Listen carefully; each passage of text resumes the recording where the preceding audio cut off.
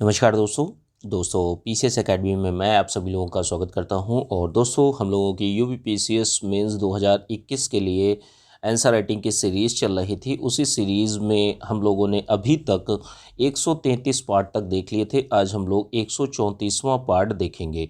प्रत्येक पार्ट में हम लोग दोस्तों दो प्रश्नों को देखते हैं। एक प्रश्न आपका स्टैटिक जीएस का होता है और दूसरा आपका करंट अफेयर का प्रश्न होता है। तो अच्छे से जो प्रश्न आप लोगों को कराए जा रहे हैं डे बाय डे आप लोग बेहतर तरीके से लिखने का प्रयास करिए, क्योंकि देखिए समय टाइम जो है किसी के लिए नहीं रुकता दोस्तों। और आपको क्या करना है, आप लोग अच्छे से जो आंसर राइटिंग कराई जा रही है उसको आप बेहतर तरीके से करने का प्रयास करिए। यह जो पीडीएफ है, इसके पीडीएफ आप लोगों को यूपी पीसीएस मेंस 2021 के ग्रुप में जो पेड ग्रुप चल रहा है तो उसमें आप लोगों को मिल जाएगी। इस वीडियो को आप लोगों को अच्छा लगता है तो वीडियो को लाइक कर दीजिएगा, वीडियो को शेयर भी करा दीजिएगा। शेयर आप लोग फेसबुक और व्हाट्सएप ग्रुप जो भी आपके फ़ोन में है उसके माध्यम से कर सकते हैं, जिससे दूसरे लोगों को भी ये फ़ायदा मिल सके। आइए जो प्रश्न है प्रश्न को देखते हैं। स्टैटिक जीएस का जीएस पेपर 4 का प्रश्न है। प्रश्न संख्या 267 है। 125 शब्दों में इस प्रश्न को आप लोगों को लिखना है। ध्यान रखिएगा, शब्द सीमा का आप लोगों को खास ख्याल रखना है।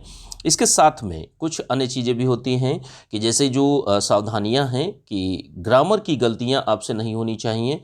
जो इंट्रोडक्शन पार्ट है, बॉडी पार्ट है, कंक्लूजन पार्ट है, तो तीनों में एक एक कोटेशन, कविता, श्लोक, मूवी के गीत, बोल, इन सारी चीज़ों को आपको अच्छे से ऐड करना है। इसके साथ में आप जैसे डेटा, डायग्राम, फ्लो चार्ट, इन सारी चीज़ों का भी अगर उपयोग करते हैं अपने उत्तर में तो आपका जो प्रस्तुतिकरण है, आपके उत्तर का प्रस्तुतिकरण बहुत अच्छा हो जाता है, एग्जामिनर को अच्छा लगता है। और अच्छे से इस प्रश्न को आप लोग लिखिए। देखिए यह जो फ्लो चार्ट के माध्यम से जो आप लोगों को आंसर राइटिंग कराई जाती है तो इसमें इस तरीके से चीज़ें कराई जाती हैं कि जिससे आपकी प्रैक्टिस हो। कोई दूसरा प्रैक्टिस करेगा उसका कोई सेंस नहीं है, उसका कोई मतलब नहीं है। जब आप प्रैक्टिस करेंगे, आपको मेंस देना है, तभी चीज़ें बेहतर होनी है। ठीक है, मान लीजिए एग्ज़ाम हॉल में आप बैठे हैं, इसी प्रक्रिया को आप अगर यूपीएससी की तैयारी कर रहे हैं तो भी, अगर पीसीएस की तैयारी कर रहे हैं तो भी, सभी लोग इसी प्रक्रिया को नॉर्मली, जो व्यक्ति भी लिखना जा रहा है तो लिखने से पहले आप क्या करते हैं, लिखने से पहले आप याद करते हैं कि इसमें मुझे कौन कौन से पॉइंट्स ऐड करने हैं। तो उसी प्रक्रिया को यहाँ पर आंसर राइटिंग के माध्यम से चीज़ों को करवाया जाता है। एग्जाम हॉल में भी मान लीजिए यही प्रश्न आ गया तो सबसे पहले तो आपको पता होना चाहिए कि भाई प्लेटो के सद्गुण सिद्धांत क्या है, क्या नहीं है। फिर इसके बाद व्यक्तिगत जीवन में किस प्रकार लाभदायक है। तो ये जो प्रश्न है, प्रश्न में कितने पॉइंट्स आपको डालने हैं। अगर एक प्रश्न में आपके पास अगर 10 से 12 पॉइंट, 14 पॉइंट अगर आप उन चीज़ों की लिख कर प्रैक्टिस कर लेते हैं तो चीज़ें और बढ़िया हो जाती हैं। और डायरेक्टली यही चीज़ें हैं, वहाँ पर 20 प्रश्न आएंगे एग्जाम हॉल में और यही चीज़ें आपको यहाँ पर करवाई जाती हैं। ठीक है, तो अच्छे से चीज़ों को लिखने का प्रयास करिए। जो प्रश्न है प्रश्नों को बहुत ही अच्छी तरीके से लिखिए। जितनी शब्द सीमा कही गई 125 शब्दों में ही आप लोगों को लिखना है। जो आज का प्रश्न है उसको आइए देखते हैं। प्लेटो के सद्गुण सिद्धांत को स्पष्ट करना है। सबसे पहले तो प्लेटो का सद्गुण सिद्धांत क्या है इसको आपको बताना है। और इस सिद्धांत जो है, यह सिद्धांत व्यक्तिगत जीवन, जो आपकी पर्सनल लाइफ जो होती है उसमें किस प्रकार लाभदायक है, तो इसको समझाना है। दो प्रश्न को आपसे पूछे गए हैं 125 शब्दों में।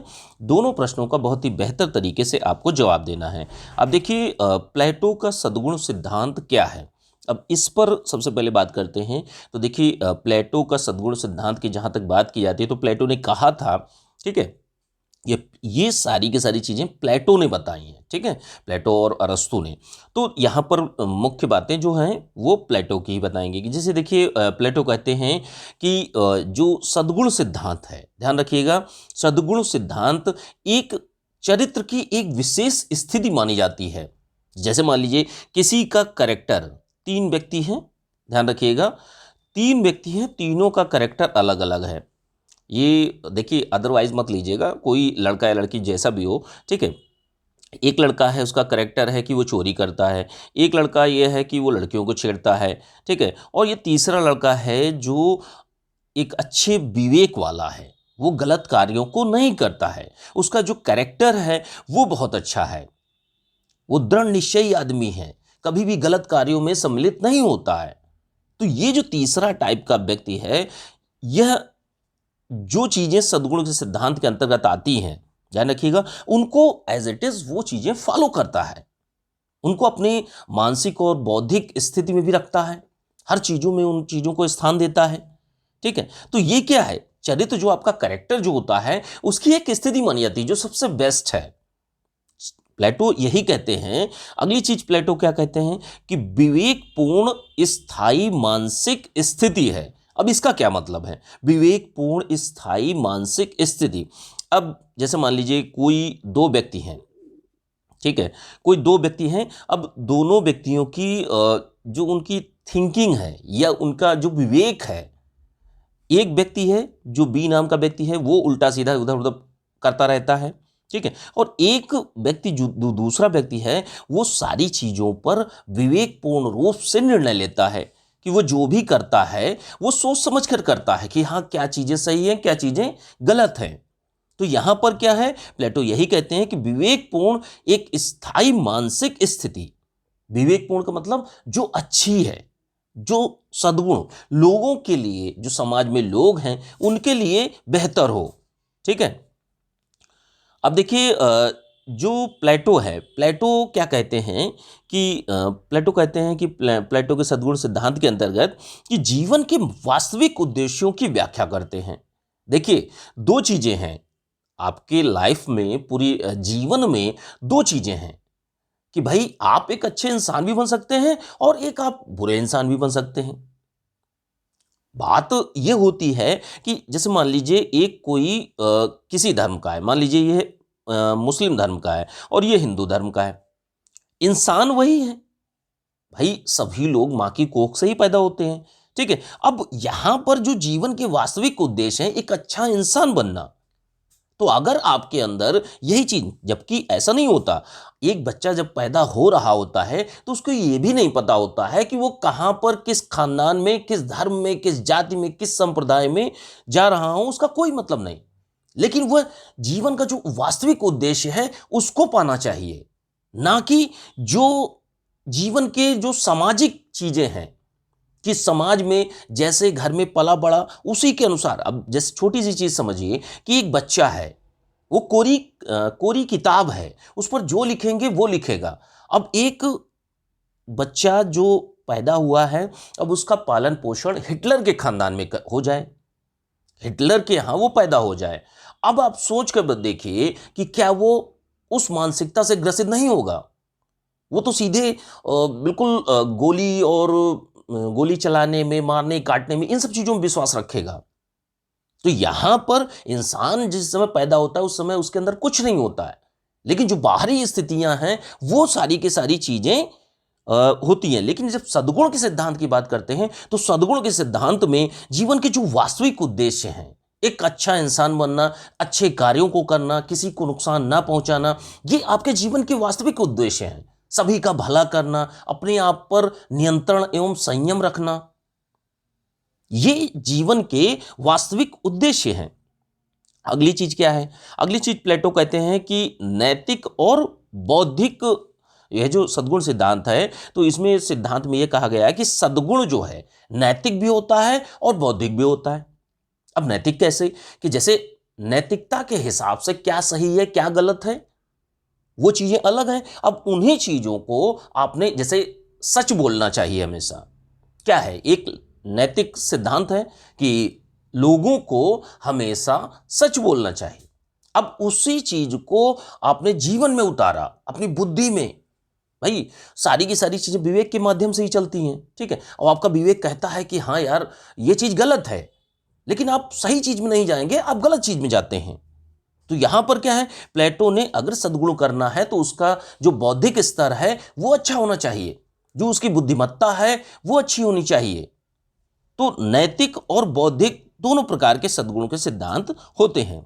अब देखिए प्लेटो ने अगली चीज क्या बताई है कि सामाजिक समरसता को सद्गुण का उद्देश्य माना जाता है, कि सामाजिक समरसता जो होती है वो आपका प्रमुख उद्देश्य माना जाता है सद्गुण का, कि भाई सद्गुण आप सभी के साथ अच्छा व्यवहार करेंगे, सारी चीजें होंगी, तभी तो एक सौहार्द होगा, और उसी के बाद सामाजिक समरसता जो होती है, सामाजिक समरसता का मतलब यह है कि अच्छा माहौल, लोगों के बीच में आपस में एक हंसता बोलता हुआ माहौल, एक अच्छा माहौल, ठीक है, लोगों के बीच में सौहार्द बना रहे, अपनापन बना रहे, भाईचारा बना रहे, ठीक है, एक अच्छे से जीवन बिताएं लोग। तो ये क्या है, सामाजिक समरसता को सद्गुण का उद्देश्य माना जाता है कि सद्गुण का जो एम है वो सामाजिक समरसता है, ठीक है। तो ये आपने प्लेटो के सद्गुण सिद्धांत के बारे में जाना। अब देखिए, जो प्लेटो ने कहा है, जो प्लेटो ने कहा है कि व्यक्तिगत जीवन में सद्गुण सिद्धांत किस प्रकार लाभदायक है। तो अब देखिए, प्लेटो के अनुसार उन्होंने कुछ 4 सिद्धांत दिए हैं, ठीक है, कि एक व्यक्ति जो होता है वो विवेकशील होना चाहिए, उसके अंदर एक अच्छी समझ होनी चाहिए। तो यहां पर क्या है, जो विवेकशील व्यक्ति है, जो अच्छी समझ वाला व्यक्ति है, तो क्या है भाई, आपके अंदर एक सेंस है, एक अच्छी समझ है, तो क्या है, यह लोगों का मार्गदर्शन करता है। अब आपकी सोच ही गलत है तो आपका मार्गदर्शन कैसा होगा, गलत होगा। और ये बुद्धि का जो आपका माइंड होता है, बुद्धि होती है, बुद्धि लब्धि जो होती है, तो उसका ये सद्गुण माना जाता है, विवेक, ठीक है। अब दूसरी चीज क्या है, दूसरी चीज इन्होंने बताई है कि भाई विषम साहस को बताया है कि एक व्यक्तिगत जीवन में प्लेटो ने जो शब्द दिए हैं, जो सिद्धांत दिए हैं, वो है साहस। कि भाई विषम परिस्थितियों में आप कितनी भी बुरी स्थिति में पहुंच जाएं, आप एक डीएम हैं और डीएम होने के बाद आपके जिले में दंगे हो जाते हैं, अब आप विषम परिस्थितियां हैं। अब एक तो स्थिति ये बनती है कि भाई अपनी जान बचा के भागो, और एक स्थिति है कि आप दृढ़ निश्चय करके उन चीजों से डटकर सामना करते हैं। तो क्या है, ये साहस दिखाते हैं, ठीक है। विषम परिस्थितियों में विचलित नहीं होना, दृढ़ इच्छा संकल्प कि नहीं, किसी के साथ गलत नहीं करना है तो नहीं करना है, सभी योजनाओं का लाभ जो लाभार्थी हैं उन तक पहुंचाना है तो पहुंचाना है। और आत्मसंयम, अगली चीज क्या है, आत्मसंयम। आत्मसंयम का मतलब होता है अपने ऊपर नियंत्रण रखना, अपने ऊपर नियंत्रण रखना कि भाई इच्छाएं तो हमारी बहुत कर रही हैं कि आज चलो मूवी देख आते हैं, आज चलो घूम आते हैं कहीं, या और कहीं किसी गर्लफ्रेंड के साथ में या अन्य चीज़ों के साथ में अपना घूमते फिरते हैं। लेकिन क्या है, इच्छा का सद्गुण यही है कि असद्गुण यह है कि आप अच्छे कार्यों को करिए, पढ़ाई का समय है तो आप पढ़ाई करिए, ठीक है। संयम एवं संतुलन बनाना, एक संतुलित जो कैरेक्टर होता है उसको विकसित करना, अपने आप को संयम, बिल्कुल कंट्रोल जो होता है, ठीक है, वो अपने आप में बनाकर रखना। तो ये प्लेटो का तीसरा सिद्धांत माना जाता है। और इन तीनों सिद्धांतों से ध्यान रखिएगा, ये तीनों सिद्धांत जिस व्यक्ति के अंदर होंगे तभी न्याय यानी जस्टिस की उत्पत्ति होती है, तीनों के सहयोग से ही न्याय की उत्पत्ति होती है। तो ये सारी की सारी चीजें हम लोगों ने बात करी, जो प्लेटो का सद्गुण सिद्धांत था, व्यक्तिगत जीवन में इनके सिद्धांत किस प्रकार लाभदायक हो सकता है उसके बारे में था, ठीक है। तो ये आपका पहला प्रश्न था, इसको अच्छी तरीके से आप लोग लिखिए। इसकी पीडीएफ आप लोगों को यूपीपीसीएस मेंस 2021 के ग्रुप में मिल जाएगी। तो जो लोग भी ज्वाइन करना चाहते हैं, इच्छुक हैं, ठीक है, ज्वाइन करना चाहते हैं, ज्वाइन कर सकते हैं। जो नंबर है 9140085178, तो इस नंबर पर आप लोग मैसेज करके जानकारी ले सकते हैं, ठीक है, या तो डिस्क्रिप्शन बॉक्स में डिटेल को चेक कर सकते हैं। आइए दूसरे प्रश्न में चलते हैं। दूसरा प्रश्न जो है आपका करंट अफेयर का प्रश्न है। प्रश्न संख्या जो है 268 है और 125 शब्दों में इस प्रश्न को भी आप लोगों को लिखना है। लिखने से पहले वही सावधानियां, जैसे जो ग्रामर की गलतियां हैं वो आपसे नहीं होनी चाहिए, जो introduction part, body part, conclusion part, तो तीनों में एक एक कोटेशन, कविता, श्लोक, मूवी के गीत, बोल, इन सारी चीज़ों को अच्छे से ऐड करिए जिससे आपका उत्तर जो है वो अच्छा हो जाए। इसके साथ में कुछ अन्य चीज़ें हैं कि जैसे आप कहीं पर बीच में एक डायग्राम छोटा सा बना देते हैं, इसके साथ में आप एक फ्लो चार्ट के माध्यम से कुछ चीज़ें दिखा देते हैं। तो ये क्या है, एक प्रस्तुतिकरण का तरीका है, प्रश्न को अलग करने का तरीका। अब आप सोच कर देखिए कि पीसीएस मेंस में जब मेंस लिखने जाएंगे तो एक सीट पर 13 लोग होते हैं। अब 12 लोगों से आपको बेहतर अगर करना है तो कुछ ना कुछ अच्छी चीज़ें आपको ऐड करनी होंगी, ठीक है। तो ये सारी की सारी चीज़ें हैं, इन सारी सावधानियों को ध्यान में रखते हुए अच्छे से चीज़ों को लिखना है। प्रश्न क्या है, प्रश्न को देखते हैं। चंद्रयान 2 मिशन के उद्देश्य तथा विशेषताओं का वर्णन कीजिए। देखिए यह महत्वाकांक्षी, भारत का महत्वाकांक्षी मिशन है चंद्रयान 2 मिशन, ठीक है। यह इसरो के द्वारा प्रक्षेपित किया जाएगा और चंद्रयान 2 के जो मिशन के उद्देश्य हैं उनको हम लोग एक एक करके देखेंगे। अब देखिए चंद्रयान 2 मिशन के उद्देश्यों में सबसे पहली बात यही आती है कि जो खोज है, अन्वेषण के नए युग को प्रोत्साहन देगा भारत। अगर ये चीज़ें, सारी चीज़ें बेहतर हो जाती हैं तो अन्वेषण के नए युग को प्रोत्साहन देगा। अंतरिक्ष जो स्पेस है उसके प्रति हमारी समझ को बढ़ाएगा, समझ को विकसित करेगा। जो प्रौद्योगिकी क्षेत्र है, भाई इसरो क्या करता है, हर एक नई नई तकनीकियों को विकसित करता है। तो यहाँ पर क्या है, प्रौद्योगिकी क्षेत्र में हमारी प्रगति को आगे बढ़ाएगा अगर ये सारी चीज़ें बेहतर रूप से हो जाती हैं। और क्या है कि जैसे जो सौरमंडल है, हमारा जो सौरमंडल है, तो उसमें बहुत सारी अज्ञात ऐतिहासिक चीज़ें हैं, तो उनको भी उजागर करेगा। सौरमंडल की अज्ञात चीज़ों पर रिसर्च करेगा, अनुसंधान करेगा, चीज़ों को बताएगा, वहाँ की पिक्चर भेजेगा, वहाँ की स्थलाकृति जो है उनकी जानकारी देगा।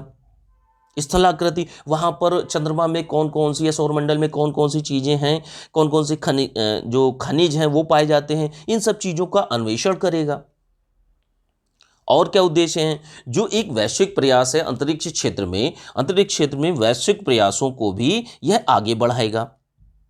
चंद्रमा की उत्पत्ति को अधिक स्पष्टीकरण प्रदान करेगा कि भाई चंद्रमा की उत्पत्ति किस तरीके से हुई, किस तरीके से नहीं हुई, इन सारी चीज़ों पर यह स्पष्टीकरण भी प्रदान करेगा।